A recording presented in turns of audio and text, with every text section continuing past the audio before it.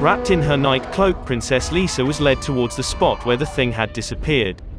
The members of the Einherjar bowed their helmed heads as she passed them. They stood close together, interlocking their rectangular shields like the iron scales of a fish. They held their steel-tipped spears and halberds at the ready. Behind them stood rank upon rank of bowmen armed with great yew bows. The defenders of the sanctuary were prepared to repel any and all attackers. The warning horns had not let up for an instant and were now joined by the trumpets of individual guard regiments and war bands. The sound was deafening, blaring and harsh, delicate and sweet, loud and proud all at the same time. The little campfires that burned along the top of the wall had been fed and now burned with the strength of bonfires. Everything that wasn't illuminated by the harsh red light was lit by the bright moon that now seemed to glow with redoubled strength. The very air itself was charged with excitement. Lisa, led by Snorri, made her way towards the epicenter of all the tumult. She saw Captain Dowras frantically barking orders to his officers, who in turn barked the commands to their sergeants, who in turn shouted the instructions to the warriors. A search was currently underway for any more intruders. Lisa could only see the captain's eyes from under his winged helmet, but she could see that he was terribly angry. An enemy had managed to sneak past him and his men. The captain was set on redeeming himself for this by ensuring that no other spies were within the sanctuary. "Captain Dowras," Lisa called above the noise. He didn't hear her and continued issuing commands. "Captain Dowras," she shouted. The leader of the Einherjar turned about and growled in annoyance, thinking that it was one of his underlings. When he saw that it was Her Highness, however, he immediately stood at attention and begged her forgiveness. "I thought you were," he began to say. "It is quite all right, Captain," she said. "What have you to report?" "My men are overturning every rock and peering into every cranny for more spies," he replied. "So far the search has come up empty." "Are you certain that there are more intruders?" she asked. "I am not, Your Majesty," he replied, "but I am taking absolutely no chances, even if this is our last night in this place." "So for all we know this intruder might have acted alone?" Lisa inquired. "Perhaps," Dowras replied, "but as I said, I am taking no chances." With that he turned and bellowed the command, "Vapen clare, ista com roust." All the members of the Einherjar roared as they leveled their spears and halberds. Their movements were fluid and nearly in perfect unison. The archers who stood behind him notched their arrows to their bowstrings and made ready to loose a volley. The warning horns and trumpets ceased their blasting and silence fell over the horde. Only the sound of their steady breathing and the low moaning of the night wind could be heard. Regimental standards, company banners and battalion flags flapped as the chill breeze continued to blow. Lisa stood there, listening to the sudden silence. She could feel the tension in the air. The mood of all the soldiers was plain to see. Anger at being awakened at such a late hour and eagerness to drive off any and all foes. The sound of hobnailed boots clacking against stones could be heard, and when Lisa turned she saw several Einherjar running up towards their captain. "The west wall has seen no sign of any intruders," the first man said as he slid to a halt before Dowras. "The east wall couldn't find anything either," said the second man.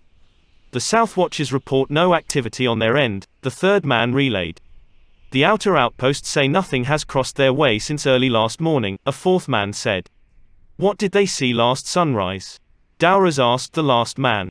"Merely a herd of feral camels, sir," the guardsman replied, "nothing more, they swear." "Return to your posts," Dowras ordered. The four men saluted their captain, turned and bolted away to rejoin their respective regiments. Princess Lisa looked at Captain Dowras with annoyance in her tired eyes. "This had better not be a false alarm, Captain," she warned him. "Your Highness, I swear to you on my mother's life and my father's grave that I saw an intruder sneaking out of the sanctuary," the leader of the royal guard said in his defense. "So far I have seen nothing to justify your sounding the call to arms and rousing me from sleep," said Lisa. The dark circles under her eyes appeared to grow heavier and darker as she spoke. "I saw the spy too, Your Grace," said Snorri, stepping forwards. "Can you describe in detail what you saw?" she asked him. "I cannot, Your Highness," he admitted. "It was very fast and I saw it only for a brief moment." "So for all you know you might have seen a black bird nesting in the shadows," said Lisa, growing more annoyed by the second.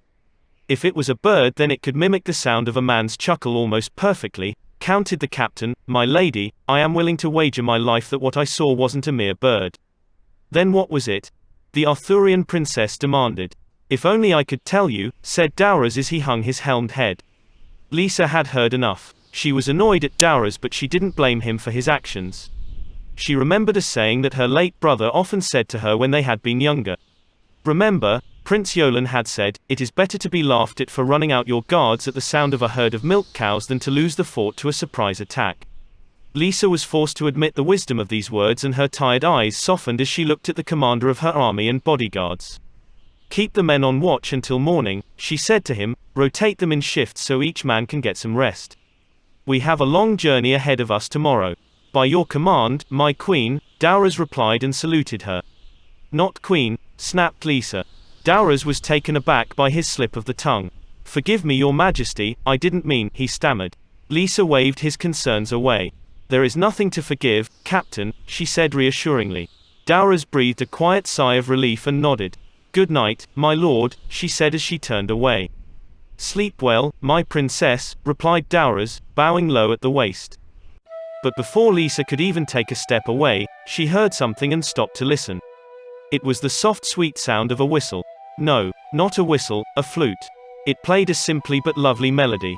It seemed to be coming from everywhere and nowhere at once.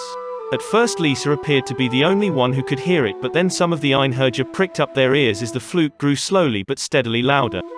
The confused guardsmen shared puzzled glances at one another. Where was the music coming from? What in the All-Wise's name? Dowras said as he noticed the tune. The music began to grow bolder. The flute was joined by a harp and then a drum. The theme took on a jovial air as more instruments joined in. Cymbals crashed, woodwinds blew and the drums boomed. Lisa and Dowras looked at each other in utter confusion. They turned and walked towards the edge of the cliff, the guardsmen parting to let them pass. They looked down on the desert below but saw nothing except for the dunes and the cluster of slaver campfires. The members of the Einherjar and the bowmen were just as curious as their nobles and pressed in close to the edge. They couldn't see anything either, but the music was growing more powerful. The sound of hands clapping in rhythm to the tune could be heard. "This can't be a trick of the jinn," said Lisa, "they're all tone deaf." "Perhaps they've gotten lessons since last time they sang to us," offered Dowras. The incredulous look Lisa gave him was answer enough. "Look over there," one of the guardsmen called. "Movement in the camps." The attention of everyone was instantly transferred to the pinpricks of red firelight some miles away. Over the distance they could hear the confused sound of men shouting.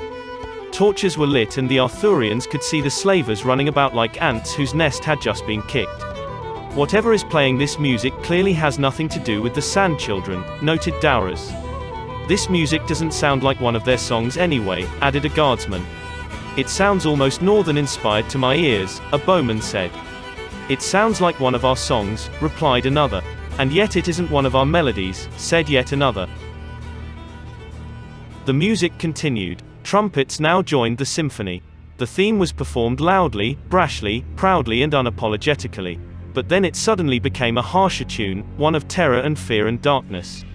One by one the slavers' campfires began to wink out. The Arthurians could still hear the children of the sands even though their voices were faint. They were no longer shouting, they were screaming. Terror and horror filled their voices as the fires went out. Lisa and Dowras looked at each other for a moment before turning back towards the desert. Wailing and pleading could be heard coming from the camps. The Arthurian people have wonderful hearing, but the slavers were at the extreme edge of it. They could only make out one word being repeated over and over by the children of the sands: demon. "Demon," said one of the guardsmen. "The jinn are killing their own worshippers," asked one of the bowmen. "Whatever is down there isn't a jinn," said Dowras. "What is killing him then?" asked another man. "I wish I knew," Dowras lamented. Suddenly there was a fiery flash from the largest camp. One of the stores of black powder had caught fire and had exploded. The fireball was enormous. It took a second or two for the Arthurians to hear the bang. By its harsh red light they could see men and camels pouring out of the camps, fleeing wildly in all directions. Then another powder depot exploded and then another and another. Most were from the camp clusters that the Arthurians could see, but some were from places where the encampments were well hidden.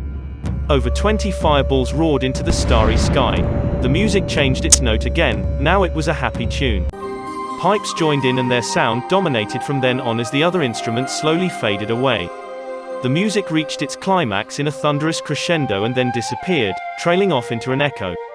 Silence once again took hold of the night. Not one Arthurian moved a muscle. "Captain," Lisa said in a low whisper. Douras looked at his princess but said nothing. "No one sleeps tonight," she said. The master of the Einherjar nodded his helmed head. "How can anyone sleep after witnessing that?" One of the bowmen muttered under his breath. "What was that black thing?" Snorri asked aloud. No one could answer him. Out on the moonlit desert, the man dressed in black chuckled to himself as he wiped his bloodied sword clean with his black cloak. The bodies of the slavers lay scattered at his feet. Some were in little pieces, others were missing their arms and legs, and yet others were headless. All of them were burning. The sickly sweet smell of burning human meat was in the air. Soon nothing was left of them but ashes, and even that was blown away by the wind.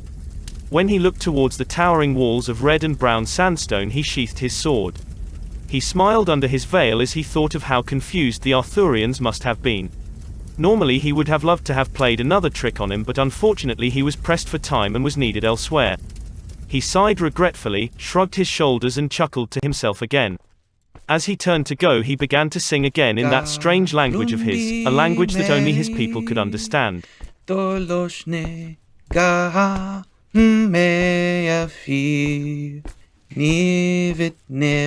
Halvai groni, harvai ali groni, fly, oh fly dragoon, in dosne boyes in sindori.